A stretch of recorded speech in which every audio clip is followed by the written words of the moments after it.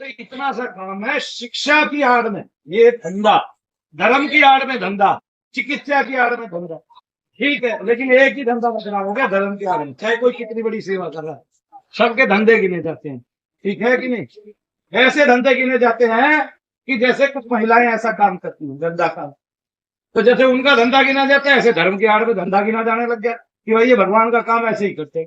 ऐसे ही किसका, शिक्षा का धंधा हो गया, चिकित्सा का धंधा हो गया, उन दो धंधों को कोई नहीं टोक रहा, जबकि वे धंधे इस संसार में सबसे ज्यादा, भारत में तो सबसे ज्यादा पनप गए, इतने पनप गए कुछ हद नहीं। अब कोई गुरु द्रोण नहीं रहा, पहले चिकित्सा दो, अपने घर से खिलाओ, आपकी पत्नी रोटी बनाएगी बच्चों की, ठीक है, बच्चे पलेंगे बड़े होंगे, गुरु अपने को जो खाता है टिक्कर सूखे और जो जंगल से चुन चुन के लेके आता है वही बच्चे खाएंगे, और फिर जब उसकी चिकित्सा पूरी हो जाएगी और जब उसका शिक्षा पूरा हो जाएगा तब वो उससे गुरु दक्षिणा मांगे।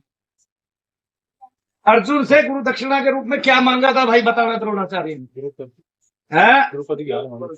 द्रौपदी की हार मांगी थी कि उसको बंद करके ले आओ, ठीक है, उसको भी नहीं दे पाया दुर्योधन, तो अपनी पूरी सेना दल बल के साथ गया, नहीं दे पाया, द्रुपद को नहीं पकड़ के बंदी लेके आता है।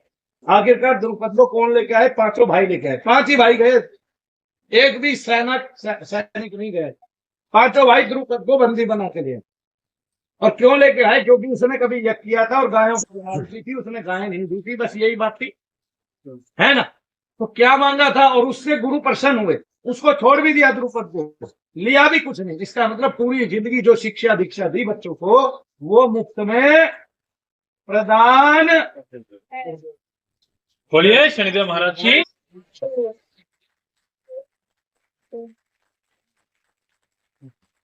अब बोले कि 190 का अंगूठा ले लिया गुरु जी ने, भाई गुरु जी की तस्वीर रख के आपने विद्या सीख ली, गुरु को पता है आप जिसका भी ध्यान करेंगे आपको उसकी विद्या ज्ञात हो जाएगी, आपको पता है इस बात का। आप भगवान का ध्यान करते हैं भगवान जैसे हो जाते हैं, भगवत स्वरूप हो जाते हैं, आपने उसी के गुण आने लगते हैं।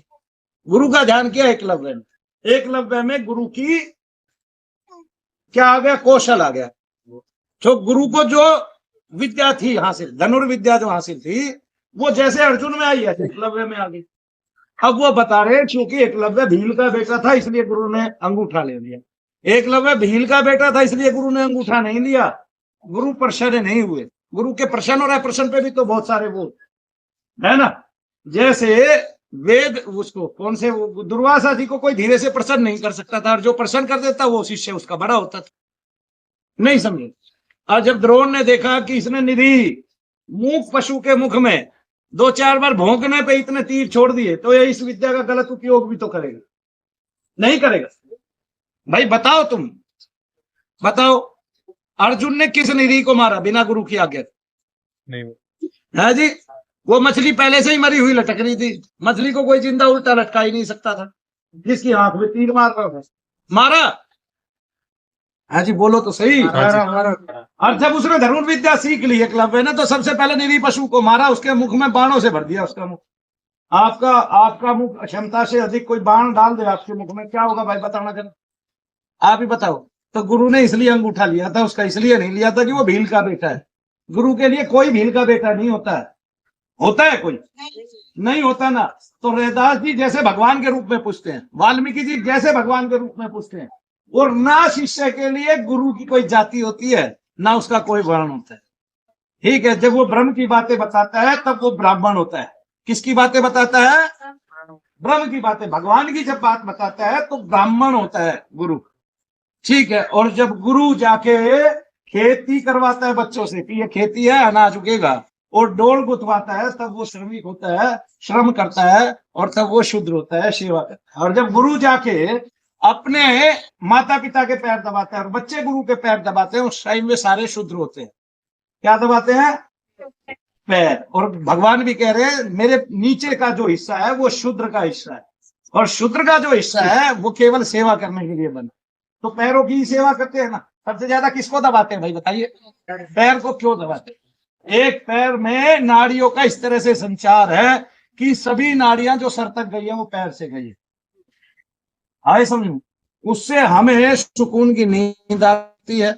आप देखोगे जो औरत या जो आदमी पैर दबा के सोया है वो सुकून से सो जाता है, पूरी उसके सपने अच्छे हो जाते हैं, सब कुछ। पहले तो पैर दबाने का चलन था, अब नहीं है। ठीक है कि नहीं? इसी नाभि से ऊपर ये इड़ा पिंगला सुषुम्ना 3 नाड़ियां चली हुई है, वो आपके नाभि मंडल से नीचे से चली आगे। तो वो एक धनुषाकार में चली हुई है, एक तिरछी आड़ी चली हुई है, और एक बिल्कुल स्ट्रेट है। जो सुषुम्ना है ना, वो बिल्कुल स्ट्रेट जाती है, ऐसे यहां तक मिलती है जाके। तो इस तरह से शिक्षा जो थी वो केवल मुफ्त में थी, और शिक्षा जब गुरु दक्षिणा भी होती थी तब गुरु चीज को पाके खुश होता था, बाकी उसको शिष्यों में ही बांट देना होता। भगवान कृष्ण ने पहले चढ़ावा चढ़ा दिया था क्या कि गुरु जी मेरी शिक्षा करेंगे और ये देंगे और वो देंगे। आपको पता है किसी भी राजकुमार की भी कोई शिक्षा होती थी तो वो कैसे होती थी? और परशुराम जी ब्राह्मण थे वर्ण से, तो लेकिन देखिए परशुराम जी के पास शिक्षा कौन लेता है? कर्ण लेता है। कौन लेता है? कर्ण लेता है, अगर विधि का विधान ना होता, क्योंकि उसने गुरु को झूठ बोला था। ठीक है, गुरु को क्या झूठ बोला था भाई बताना? उसका पिता उसको ले गया और उसने कहा, क्या कहते हैं कि मैं इस फला जाति से हूं और ये मेरा बेटा है, दीक्षा लेना चाहता है। परशुराम जी ने उसको स्वीकार किया। ठीक है, अब परशुराम जी को क्षमता का पता है ना, क्षमता का पता नहीं है जी। अरे मेरा बेटा थोड़ा सा झगड़ा देख के घबरा जाता है, ठीक है, और जाट जो है क्षत्रिय कहलाते हैं, उनके बेटे ऐसे घबराते हैं क्या? बताना जरा। है जी, घबरा जाते हैं। और गुर्जर का तो बिल्कुल ना घबरा जाएगा। तो फर्क नहीं है वर्ण का, इतना फर्क है वर्ण का, नहीं समझे आप? वर्ण का इतना फर्क है। जितनी कुशलता से कुम्हार का बेटा गधे को कंट्रोल में कर लेता है, उतनी कुशलता से आपका बेटा कर सकता है क्या? फिर ऐसे ही सबकी अपनी अपनी कुशलता पारंगत हो जाती है विधि विधान। आपको पता नहीं, आपने कभी गौर से नहीं देखा, बनियाओं के जितने भी बच्चे होते हैं सारे मैथमेटिशियन होते हैं, वे उस ओर दृष्टि रखते हैं। आपने एक चीज नहीं देखी कि रामानुजनाचार्य की माता लक्ष्मी की पूजा करती थी, और जो लक्ष्मी की पूजा करती थी उस लक्ष्मी ने गणितीय सूत्र उसको प्रदान किए। किसको? अब बढ़िया लक्ष्मी की पूजा करते हैं, उनको गणितीय सूत्र पता होते हैं कि नहीं? तो वो गणित जैसे विषयों में ही पारंगत क्यों होते हैं भाई बताना जरा। ठीक है, या तो वो सीए कर लेते हैं, सीएस कर लेते हैं, वो उसी तरह के कोर्स भी कर लेते हैं, ज्यादा पढ़ते हैं तो, और वरना तो अटा बटा करते रहते हैं। बताइए, तो मैं तो नहीं हूं मैथ में होशियार, नहीं, मेरे से तो 10वीं तक का निकले, मैं तो वो साइन कोस थीटा वो सब भूल गया, कहाँ किसका क्या फार्मूला था। ठीक है कि नहीं? मैं तो वे पाई के सारे मान भूल गया भाई, जब तक पढ़ रहे थे तब तक पढ़ रहे थे, फिर उसके बाद अटे बटे वर्गाकार है, वर्तुलाकार, ये सब भूल गया है जी। चतुर्भुज कैसा होता है, पंचभुज कैसा होगा, छठभुज कैसा होगा, उनके कोण कैसे निकालेंगे, कितनी कितनी व्याख्या है उसकी, वो कितने डिग्री में घूम रहे भाई, मैं तो भूल गया।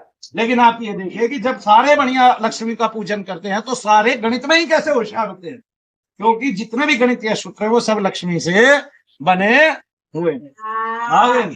वो पृथ्वी पे है, पृथ्वी के अनुकूल ही हम गणित सीख पाते हैं। एक बात बताऊं, कोई भी ऋषि हमारा ऊपर नहीं गया आकाश में कि आकाश मार्ग में चला गया और वहां जाके गणितीय सूत्र ढूंढ लाया। सब कहाँ थे? पृथ्वी, और पृथ्वी माता का ही सहारा लिया। इसका मतलब उन्होंने उस लम बीज का सहारा लिया जो पृथ्वी का तत्व है, मूल। पृथ्वी से ही आप सारी गणना कर रहे हैं, पृथ्वी से ही पता चला कि सूर्य की रश्मियां इतनी देर में आती है। पृथ्वी पे हम नहीं होते तो हम उसकी दूरी तय नहीं कर पाते थे। ठीक है, उसकी दूरी का भी पता चला, वो तुलसीदास जी ने भी लिखा हुआ था, उससे पहले भी बहुत सारे प्रमाण है हमारे।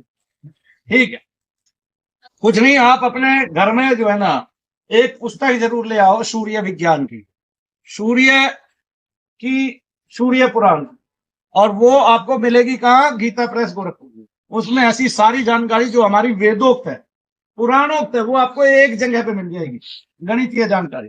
तो हम जब कुल सहित किसी एक देवता की शरण में जाते हैं तो उस देवता का जो लाभ होता है वो सबको मिलता है। हाँ, समझ में?